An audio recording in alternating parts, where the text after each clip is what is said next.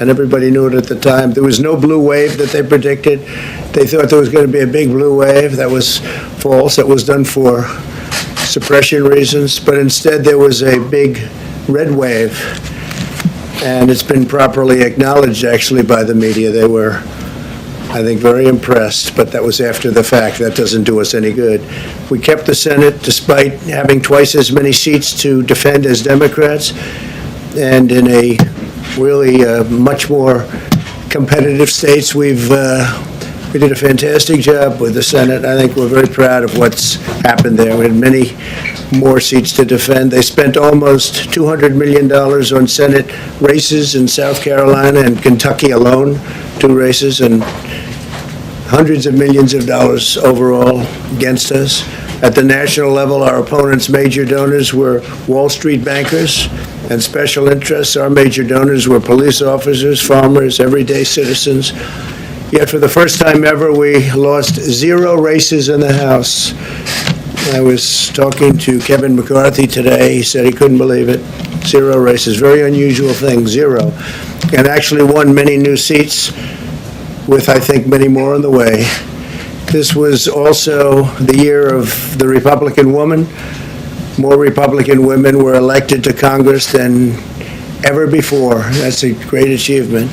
I won the largest share of non-white voters of any Republican in 60 years, including historic numbers of Latino, African American, Asian American, and Native American voters, the largest ever in our history. We grew our party by 4 million voters, the greatest turnout in Republican Party history. Democrats are the party of the big donors, the big media, the big tech, it seems, and Republicans have become the party of the American worker, and that's what's happened. And we're also, I believe, the party of inclusion. As everyone now recognizes, media polling was election interference in the truest sense of that word by powerful special interests. These really phony polls, I have to call them phony polls, fake polls, were designed to keep our voters at home, create the illusion of momentum for Mr. Biden, and diminish Republicans' ability to raise funds. They were what's called suppression polls. Everyone knows that now. And it's never been used to the extent that it's been used on this last election. To highlight just a few examples, the day before election, Quinnipiac, which was wrong on every occasion that I know of, had Joe Biden up by 5 points in Florida, and they were off by 8.4 points, and I won Florida easily. So they had me losing Florida by a lot, and I ended up winning Florida by a lot. Other than that, they were very accurate. They had him up 4 points in Ohio, and they were up by 12.2 points. And I also won Ohio, great state of Ohio, very easily. And the Washington Post had Biden up 17 points in Wisconsin, and it was basically even. They were off by about 17 points. And they knew that. They're not stupid people. They knew that. Suppression.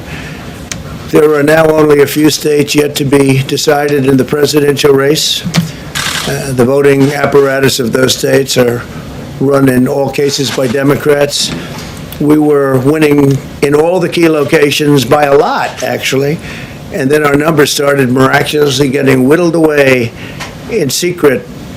And they wouldn't allow legally permissible observers. We went to court in a couple of instances, and we were able to get the observers put in. And when the observers got there, they wanted them 60, 70 feet away, 80 feet, 100 feet away, or outside the building to observe people inside the building. And we won a case, a big case, and we have others happening. There are lots of litigation, even beyond our litigation. There's tremendous amount of litigation generally because of how unfair this process was, and I predicted that. I've been talking about mail-in voting for a long time. It's really destroyed our system. It's a corrupt system, and it makes people corrupt even if they aren't by nature, but they become corrupt. It's too easy. They want to find out how many the votes they need, and then they seem to be able to find them They wait, and then they find them. And you see that on election night. We were ahead in vote in North Carolina by a lot, tremendous number of votes. And we're still ahead by a lot, but not as many, because they're finding ballots all of a sudden. Oh, we have some mail-in ballots. It's amazing how those mail-in ballots are so one-sided, too. I know that it's supposed to be to the advantage of the Democrats, but in all cases, they're so one-sided. We were up by nearly 700,000 votes in Pennsylvania. I won Pennsylvania by a lot, and that gets whittled down to, I think they said now we're up by 90,000 votes, and they'll keep coming and coming and coming. They find them all over, and they don't want us to have any observers, although we won a court case. The judge said you have to have observers. Likewise in Georgia, and they're appealing. Actually, they're appealing. We won a case that we want people to watch, and we want observers, and they're actually appealing, which is sort of interesting. I wonder why they'd appeal, that all we want to do is have people watch as they do the vote tabulations. Likewise in Georgia, I won by a lot, with a lead of over getting close to 300,000 votes on election night in Georgia. And by the way, got whittled down, and now it's getting to be to a point where I'll go from winning by a lot to perhaps being even down a little bit. In Georgia, a pipe burst in a faraway location, totally unrelated to the location of what was happening, and they stopped counting for 4 hours, and a lot of things happened. The election apparatus in Georgia is run by Democrats. We also had margins of 300,000 in Michigan. We're way up in Michigan, won the state. And in Wisconsin, we did likewise fantastically well. And that got whittled down. In every case, they got whittled down.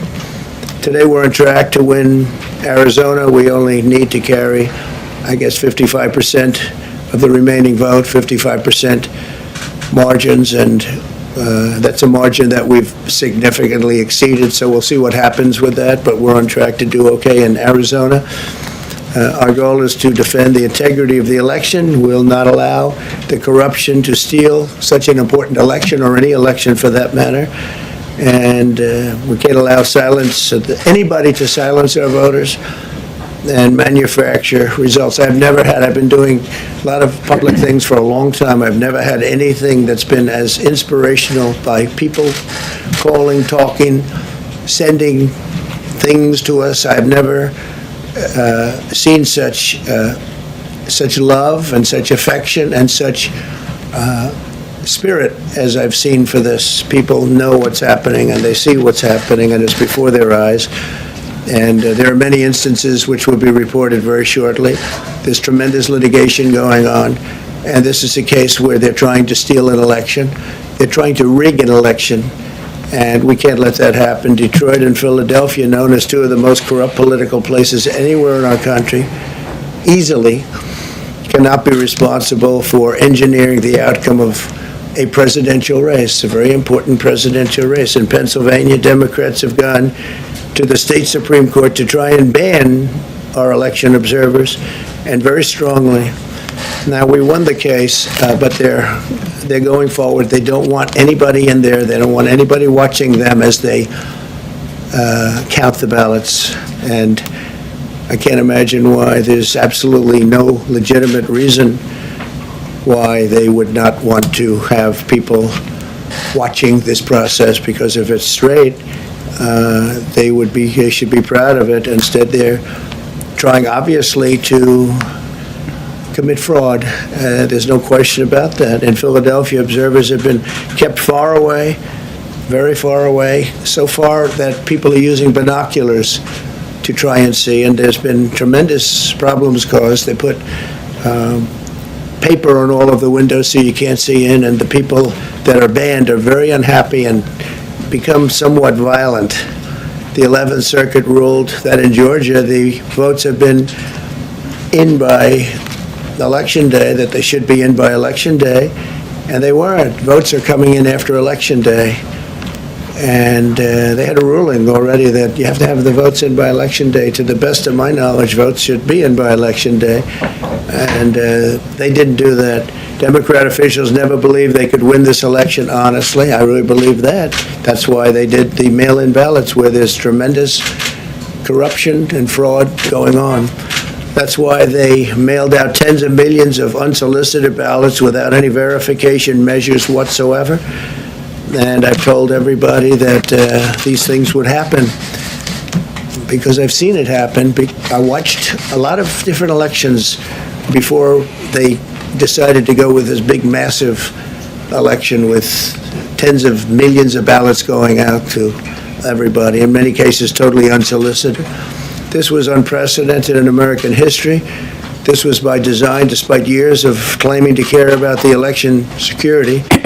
They refused to include any requirement to verify signatures, identities, or even determine whether they're eligible or ineligible to vote. People are walking in there. They have no idea. They're just taking the numbers. They're writing down things, the workers, and doing a lot of bad things. And we have a lot of information coming and litigation that you'll see that will shake even you people up, and you've seen it all. The officials overseeing the counting in Pennsylvania and other key states are all part of a corrupt Democrat machine that you've written about, and for a long time you've been writing about the corrupt Democrat machine.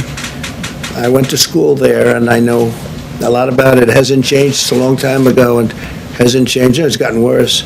In Pennsylvania, partisan Democrats have allowed ballots in the state to be received 3 days after the election. And we think much more than that. And they're counting those without even postmarks or any identification whatsoever. So you don't have postmarks, you don't have identification. There have been a number of disturbing irregularities across the nation. Our campaign has been denied access to observe any counting in Detroit. Detroit is another place. And I wouldn't say it has the best reputation for election integrity. Poll workers in Michigan were duplicating ballots, but when our observers attempted to challenge the activity, those poll workers jumped in front of the volunteers to block their view so that they couldn't see what they were doing. And it became a little bit dangerous. One major hub for counting ballots in Detroit covered up the windows again with large pieces of cardboard. And so they wanted to protect and block the counting area. They didn't want anybody seeing the counting, even though these were observers who were legal observers that were supposed to be there. In Detroit, there were hours of unexplained delay in delivering many of the votes for counting. The final batch did not arrive until 4 in the morning, and even though the polls closed at 8 o'clock, so they brought it in, and the batches came in, and nobody knew where they came from. We've also been denied access to observe in critical places in Georgia. In multiple swing states, counting was halted for hours and hours on election night, with results withheld from major Democrat-run locations only to appear later. And they certainly appeared, and they all had the name Biden on them, or just about all. I think almost all. They all had the name Biden on them, which is a little strange. I challenge Joe and every Democrat to clarify that they only want legal votes, because they talk about votes, and I think they should use the word legal votes. We want every legal vote counted, and I want every legal vote counted. We want openness and transparency, no secret count rooms, no mystery ballots, no illegal votes being cast after Election Day.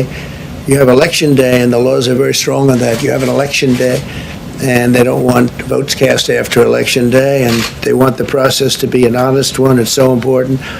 We want an honest election, and we want an honest count, and we want honest people working back there, because it's a very important job. So that's the way this country is going to win. That's the way the United States will win, and we think we will win the election very easily. We think there's going to be a lot of litigation because we have so much evidence, so much proof, and it's going to end up perhaps at the highest court in the land. We'll see. But we think there'll be a lot of litigation because we can't have an election stolen like this. And I tell you, I have been talking about this for many months with all of you, And I've said very strongly that mail-in ballots are going to end up being a disaster. Small elections were a disaster. Small, very easy-to-handle elections were disastrous. This is a large-scale version, and it's getting worse and worse every day. We're hearing stories that are horror stories, absolute horror stories, and we can't let that happen to the United States of America. It's not a question of who wins, Republican, Democrat, Joe, myself. We can't let that happen to our country. We can't be disgraced by having something like this happen. So it will be hopefully cleared up, maybe soon, I hope soon, but it'll probably go through a process, a legal process, and as you know, I've claimed certain states, and he's claiming states, and we can both claim the states, but ultimately I have a feeling judges are going to have to rule. But there's been a lot of shenanigans, and we can't stand for that in our country. Thank you very much. Mr. President, are you going to accept the outcome of the election, sir, if you lose? Mr. President. Are you being a sore loser? Haley, why is the president undercutting this process? Haley, are you here as press secretary or Trump advisor? Haley.